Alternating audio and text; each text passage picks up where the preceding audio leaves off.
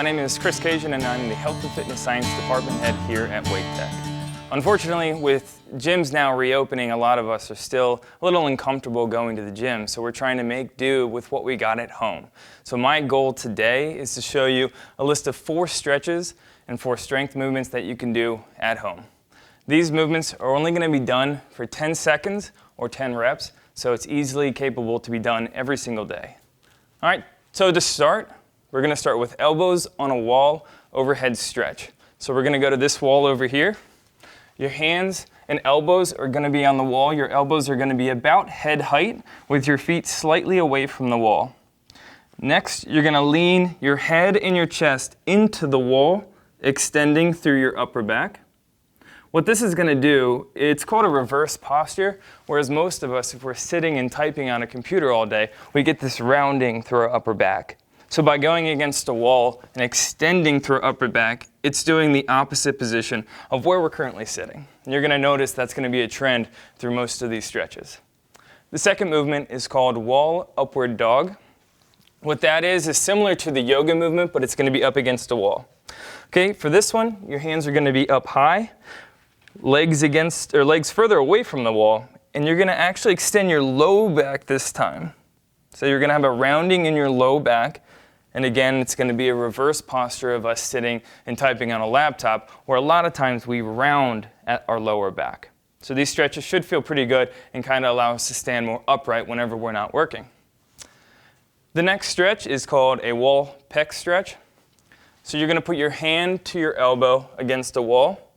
And then all you're doing is rotating your whole body and your chest laterally away from your hand, and you're going to feel stretch through your shoulder and your pec. And again, if we're sitting at a computer, as we get tired or more stressed, we start to forget about sitting upright and everything starts to close. So with this movement, it's going to help open up our chest so you feel a little more upright. And finally, our seated hip flexor stretch. This one you're going to hold for 10 seconds. If you're only listening to this, you might want to Google this movement just because it's a lot more to explain. But you're going to grab a chair, move towards the edge of it. Make sure you don't have wheels on it. Okay, turn to the side. Your front leg is going to be at 90 degrees, and then you want your back leg to extend as far back as you can.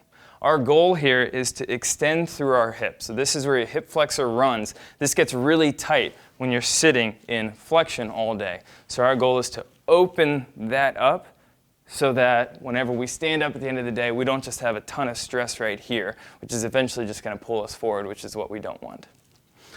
Like any good weight training program, you're going to start with your stretches, which we just went through. Since these are stretches, all you need to do is hold each of them for about 10 seconds. So 10 seconds, move right on to the next. Okay, in about 40 seconds, you'll be ready to go for your strength training. Similarly, these are going to be for 10 reps. So you're going to do individual movements at a time. The first one we're going to do is pull-aparts. If you were in a weight room, you would see something like this, which is a band, and you would pull it apart. If you're working from home, there's a good chance you don't have this. So we're not going to use that. And we're going to take something like a broomstick, a coat, a towel, anything that is firm and you won't be able to break. Okay, you're going to take a normal stance, shoulder width apart.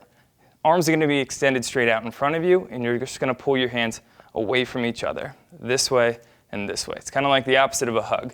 You're going to hold it away from each other and then relax. Then you're going to pull again and relax. Okay, you're going to do that 10 times. Once you're done with 10, you can sit whatever you were using to the side. Next, we have chair squats. Similarly to standing and sitting from a chair, this is just going to be used as a training aid, so grab a chair without wheels. Stand just in front of it. You can put your hands in front of you, across, at your side. What I want you to do is slowly lower your body down. Once you touch the chair, in a controlled manner, stand back up. So slowly come down, tap, and all the way back up. If this is hard in the very beginning, you can go all the way down and sit. So go down to a seated position, catch your breath, and then try to stand back up again if you need something to help pull yourself up, whatever level you're at. Just try to get up to about 10 reps of these. Next, we're going to go to the upper body movement many of us have heard of, and it's the push-up. This can be modified in a lot of ways. You can go straight on the ground and go from your hands to your feet in like a plank. you can have your knees down, or if you're home and you have counter space or even a wall, you can do the same thing, and it just depends on wherever your fitness level is at. Okay, so imagine this is a counter like in your kitchen. You're going to do a full extension of your elbows, bringing your chest all the way to the counter and all the way back up.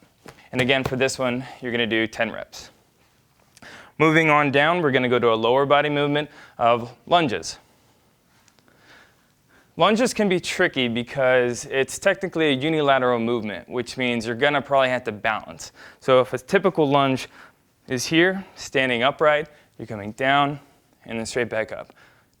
Falling side to side is sometimes a concern for people. So what we do to modify this is you get a chair or a counter next to you, take that same stance, down and all the way up. This also allows you to help yourself up until you're ready to use just your leg strength. This is also going to be done 10 times with your left leg in the front and then 10 times with your right leg in the front. And finally, we have to work the core. Not many people like doing abs. That's why it's at the end, but you can't skip it. So we're going to do planks. It's very, very simple. And typically, rather than reps, this is done for time. I'll show you a couple very quick modifications to this. You can just hold a plank at the top. You can go down to your elbows and hold it at the bottom. You can drop your knees and hold this here. But if all of those are hard or you don't like getting onto the ground, if you have that counter that you use for push-ups, all you got to do is hold in this plank position like the top of a push-up and then just time yourself. Once you start to shake, that's when you know it's probably good to take a rest, and then you have options. You can start back up and do a second set or just call it for the day. The goal is to be as consistent as possible with stretching and strength training. If what that looks like is just one time, 3 times a week, that's fantastic. If you can do it 3 times a week, even better. But the goal is consistency. Whichever you can do most often is going to have the most benefit. Enjoy.